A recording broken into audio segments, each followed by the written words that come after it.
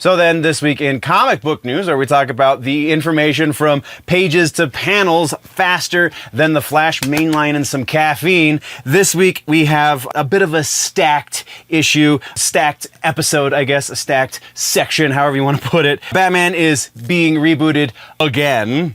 We have Marvel and DC doing some very interesting crossover action. We kind of alluded that this might be happening, and now it is, so let's talk about that. Plus, we have the best boy, Crypto, getting his own mini-series. Super excited for that. There's quite a bit more. So once again, grab your Dubby, let's flip some pages and get into the news this week.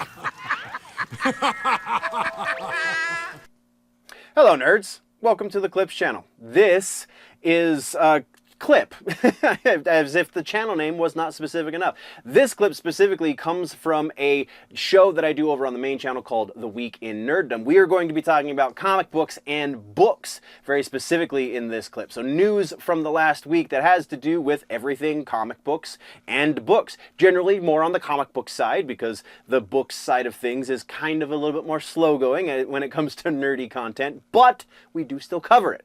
So that being said, I appreciate you joining me. Let's get into the news. We have no follow-ups or corrections. We have no trailers.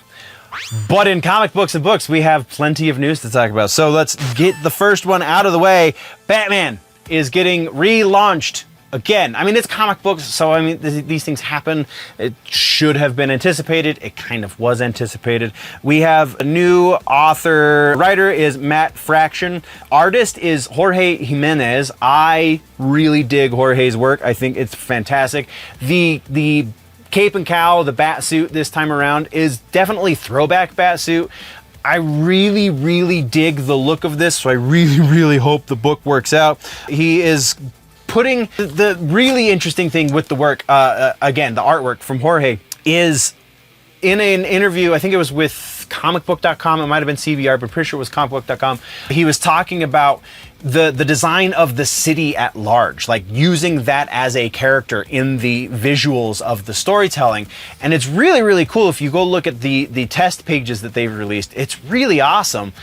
And it also kind of resembles The Penguin on HBO Max. So I'm super, super digging it. That's all we really know about it right now. So let's move on. Staying kind of with the DC side of things, this is DC and Marvel. We talked previously about the fact that they're going to be reissuing the Amalgam universe books, and I'm pretty sure even the crossover books, the proper crossover books that led into the Amalgam universe. Now it seems that there is going to be another proper crossover event. This is, I believe, the third time, not counting Amalgam, the third time that they have done something like this. This time though, it's going to be different than the first time in my memory, but there was one before that. That's why I say this is the third.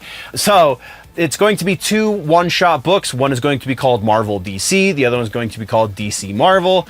See what they did there? No word exactly as to what the story is going to be, though it does sound like the two books are going to tie together, and presumably the DC Marvel book is going to be published by DC, and then the Marvel DC book is probably going to be published by Marvel. So crossover storytelling wise, there's so much going on in both of these universes. Like, I really feel like the single one-off for each one is kind of doing the fan base a bit of a disservice. This really could have been like a really epic, like 5-issue, 8-issue maxi series even. Like, that would have been, I think, the best option for this, to keep it still kind of in a contained environment, but give it a little bit more room to breathe. Just seems like that would have been the better way to go. But that's just me. Yeah, very much keeping all of the details close to the chest, both DC and Marvel, but we do know that both books will be out sometime this year. We don't know when. And then we have a new book announced from, I don't even know who's publishing this. I didn't put that down. I take amazing notes, don't I?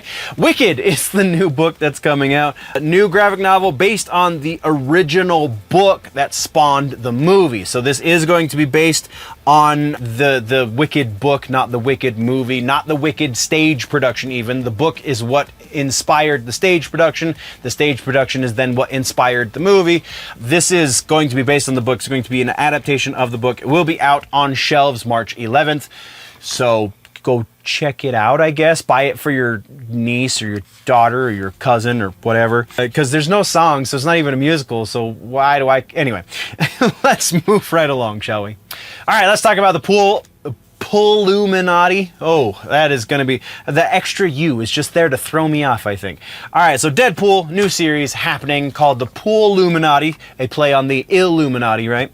So Pooluminati is a new series that is happening alongside the book that is going on right now, which is Deadpool Kills the Multiverse all over again, or something along those lines. Writer is going to be Zach Gorman. Cody Ziegler is the one doing the other run right now. Zach Gorman and Alexis Serrano are doing the writing together. Art is going to be from Enid Balm and Todd Nowick. Issue 1 is on sale March 26th, and there is a little bit of a synopsis to kind of get you teased into why you want to read this. So it goes like this. Deadpool and his daughter Ellie embark on an interdimensional adventure to prove they're worthy of joining the prestigious ranks of the Pooluminati. But what dark secrets will they unearth in the process?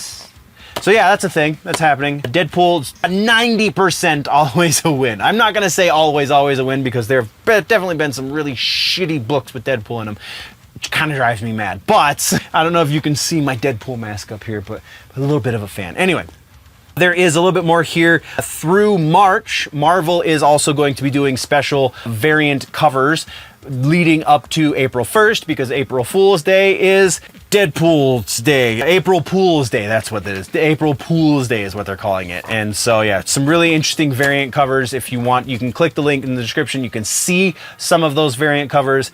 It's going to be really fun. Go check them out. And then our final story for news in comic books this week is Crypto. With the release of the new movie, James Gunn's movie is going to spotlight crypto to some degree. There is going to be a new miniseries starring Crypto, and I'm super excited about it because everybody loves the goodest boy ever, right? So Superman Superdog is getting his very own book, 5-issue series called Crypto, The Last Dog of Krypton. The first issue hits shelves June 18th. We have writer Ryan North, wow, that is so many words, and art from Mike Norton. A little bit of a tease for this one is as follows. A heartfelt and moving view of humanity, good and bad, through the empathetic eyes of the ultimate outsider, a poor lost dog who just happens to have superpowers. The sum of this artwork is legitimately adorable. I don't know if I'm going to be putting it up on screen necessarily, but there is a shot in the preview pages that they released of Crypto and Superman. Why am I not blanking on his Kryptonian name? Kal-El. Wow. That was way too long of a struggle. And so Crypto and Kal-El on the ship that they sent off from Krypton when it was exploding, like Crypto, and they're sleeping and they're cuddled, and oh my god, it's adorable. Go check out the Crypto book. Like I said, on shelves June 18th.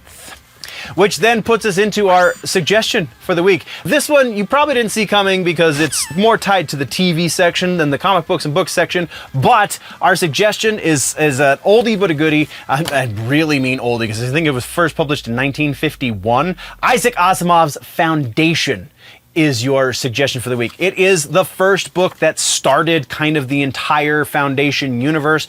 There are a total of, I believe it's like 7 Asimov books that are the main Foundation series, and then there's a bunch of tie-in books, and he even eventually tied it into the Robots books, so all of the Robot books are tied into this. This is the book that kind of started all of that. The last book in the series was written in 1993, but the last Asimov book in the series, because there are a couple of books that are ancillary to it that were not written by Isaac Asimov, as they were written posthumously. But either way, this is the book that started it all. We wouldn't have Dune if not for Foundation. We wouldn't have Star Wars if not for Dune. So you see my line of thinking here. Foundation over in TV is about to get a big news update as well. So that's kind of gearing up for that.